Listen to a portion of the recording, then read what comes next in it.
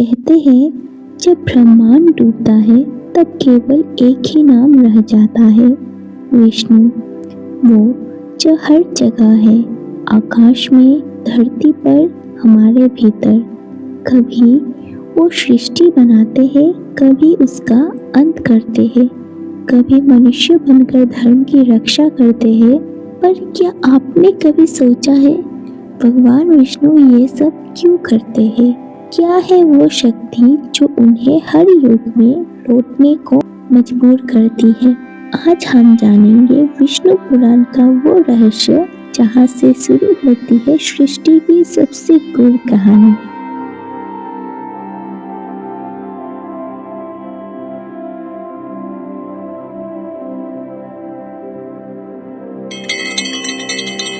विष्णु पुराण 18 महापुराणों में से एक प्रमुख ग्रंथ है जिसे स्वयं ऋषि परशर ने रचा था।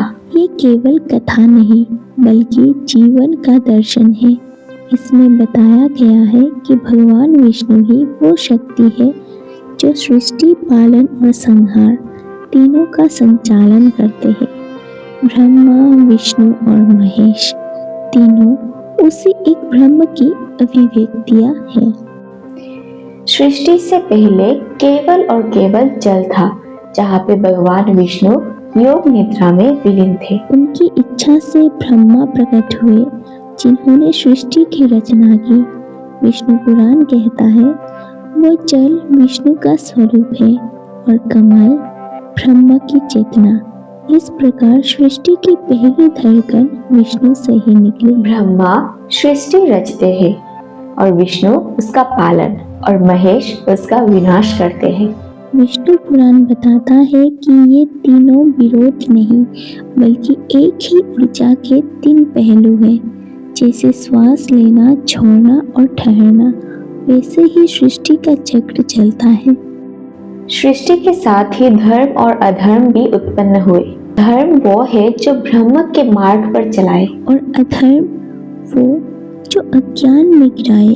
विष्णु पुराण कहता है धर्म ही विष्णु का शरीर है, अर्थात जो धर्म में है वो विष्णु में है। विष्णु पुराण में 10 अवतार की विस्तार में कथा है। मत्स्य, कूर्म, वरा, नरसिंह, वामन, परशुराम, राम, कृष्ण, बुद्ध और कल्कि। हर अवतार तब आता है जब धर्म टगमगाता है। ये केवल देव कथा नहीं बल्कि मनुष्य के विकास की स्पिरिचुअल टाइमलाइन है। मत्स्य से लेकर कल्कि तक हर अवतार का एक संकेत है। मत्स्य ज्ञान का प्रतीक है, कूर्म स्थिरता का, वरा पृथ्वी की रक्षा का और कृष्ण प्रेम व धर्म का।